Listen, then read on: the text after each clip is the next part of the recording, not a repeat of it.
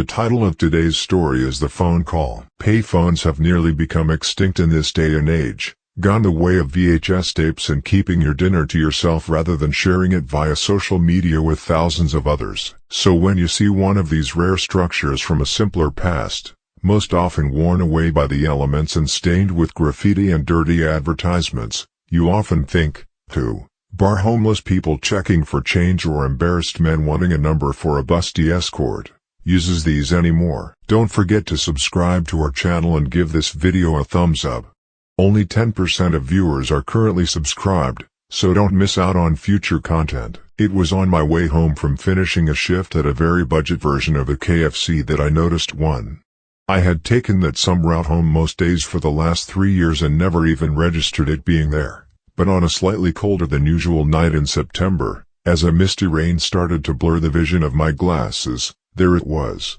The solitary phone box, not decorated with the average drawn on penises and curse words, but disheveled and enameled with black grime nonetheless. I started to walk on, unfazed by the outdated mystery box that had passed me by for years. Until it rang. Why did I answer? I don't know. Call it man's innate curiosity, but something got the better of me. Who the hell was calling a random British small-town payphone at 11:07 p.m. at night?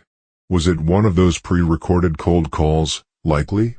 Or was it something far more bizarre? For a 22-year-old fried chicken shop worker, life wasn't all that exciting, so picking up the receiver to make a Tuesday night a little interesting it was. Well, good evening, I answered cockily and confidently, just in case I stroked it lucky and it was one of these filthy chat-up lines. Crackling. Wind. Static. Maybe a woman's breathing. The connection was too bad to tell. I put the phone down and made my way back to my one-bedroom flat. It rang again. Once more I thought, I really had very little going on at home that night. Hello, Jamie speaking. How can I be of assistance on this dreary night? I answered. Oh hi. Sorry about the last call, the signal is really bad here. A girl. An American girl. What sounded like a cute American girl. British accents aren't all that sexy, so I just presumed. No problem. So, what up? I said for some reason, my internal voice reminding me why I'm single. Oh nothing much, just bored. You said your name was Jamie, right? I'm Charlotte, great to meet. Well, not really meet, but great to talk to you. The voice at the other end of the line stated gleefully, the crackling and the wind still slightly present in the background. Same to you, I guess. Just one question though, why the hell are you calling this payphone? Oh, silly me. Here I am just bursting into conversation. Of course you'd think this was weird, some unknown girl just calling you up in the middle of the night. Oh, is it night where you are? It's always dark here so I just presume it is everywhere. Yeah, it's night. A lucky guess. Well I didn't really know who I was calling. I just pressed this emergency button on this payphone on my end and here I am talking with you. Wait, you said emergency? Are you okay? Do you need help? A little bit, yeah. What's wrong? I'm dead. My night just got interesting. Like, are you meaning the slang word Instagram hashtag Starbucks drinking white girl kind of dead from lols? Or literally dead as in your heart has stopped beating? Ha. You're so funny.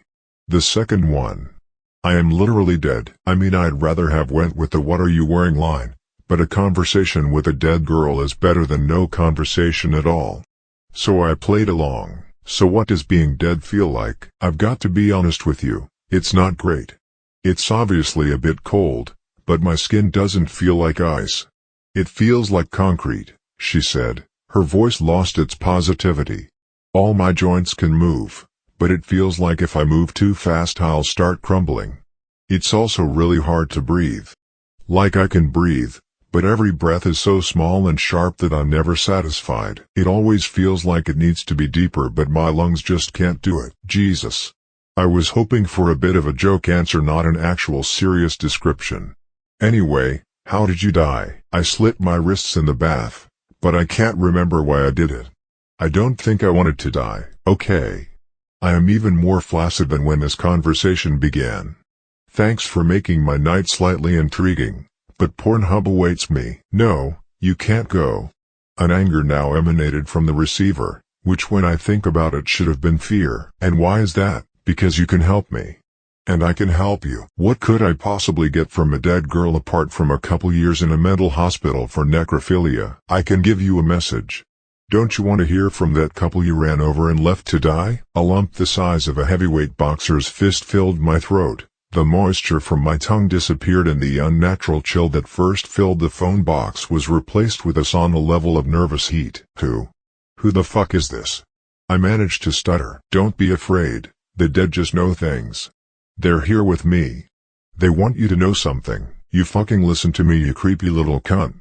I don't know who this fucking is, but I'm going to find you and end you, just like you did them. No one knew that. No one could possibly know that. I never told anyone about them. They're not mad that you didn't turn back and help them. They know you were scared and have been sad ever since. But they've got the secret to make you happy, Jamie. That's what you want, isn't it? To be happy. To not work late nights in a greasy takeaway, bored out of your mind, only to return home and jack yourself to sleep. I wanted so hard to put the phone down then. To run. To hide. But as frozen as I was with fear, the curiosity grew in me. What if I really was in contact with the beyond? What if this mysterious phone box, that maybe did just appear from nowhere, did connect me with the other side? And if the dead did have the power to contact the living? What secrets could they bestow upon me? Where are you? Can we meet face to face and talk? You wouldn't like it here, Jamie. It's awfully cold and doesn't really make sense whatsoever. It's just a long crooked road with a dim light at the end, kind of like when the sun is just about to set over the horizon. Except it's more red than a burning orange. But anyway, listen to me go on about the landscape of the afterlife like I have all the time in the world. You don't have all the time in the world? I asked, puzzled about the rules of death. No, you see, you're my one phone call. My one phone call that could bring me back to life. Bring you back to life? How would that work? All I need is some blood, Jamie. Just a few drops of blood to replace some of mine that I lost when I took my own life. Clarice's voice had a sense of desperation about it now. I heard it in the obese people that came in the chicken shop ravaging with hunger, over-ordering as they bulged over the counter. So do I mail it to you? Go to the nearest pet cemetery? What's the process for this, lady? Just cut your hand open and put it to the receiver. I'll get it, don't worry. And then you'll tell me the secrets? Yes, you'll know everything I know. I took my pocket knife from my work bag and ran it through my hand without hesitation and pressed my bleeding palm to the bottom of the phone. The pain not really bothering me due to the absurd situation that I was in. But catching a venereal disease from the sticky receiver did cross my mind. I held it there for 30 seconds, not really knowing how long it took for blood to seep through to wherever the hell this dead girl was, then brought it back to my ear. Hello? Did it get to you? Has it worked? A laugh arose through the line. It didn't sound like the dead girl. It didn't sound like anything I'd ever heard before. It was a mixture of hysterics and pure agony that sounded like it came from so many people. But it all joined together into this one choreographed barrel of shrill laughter. I haven't been completely truthful with you, Jamie, the deceased chick's voice said, now back to her normal tone. Like that chorus of laughter never happened. I am dead, of course, that is not a lie. But there's no secrets I can tell you, you fucking bitch, I roared, embarrassed that I ever fell for such a bullshit idea. I dropped the phone, leaving it swinging as I went to push the door to exit the box.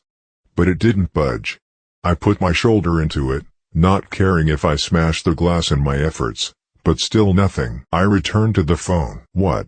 How the hell do I get out of here? Aren't you wondering why I killed myself, Jamie? While I pondered her question, I noticed that the blood was still pouring from my hand, but instead of hitting the floor as gravity would intend it to, it was floating upwards towards the roof of the phone box to create an upside-down puddle of deep red. Well, after you killed my parents drunk driving, I was handed off to my uncle, who didn't treat me very nicely, let's just put it that way. The children at school called me orphan girl. This teamed up with my so-called uncle's advances towards me didn't do any good for my mental health. I was feeling lightheaded now. The blood was now gushing out of me like a vacuum cleaner was sucking it out. It was now slowly starting to cover the windows of the phone box, blocking my view of the outside world. That's why I decided to cut my wrists. But as I lost blood in the bath and my eyes started to flutter, I realized I didn't really want to die.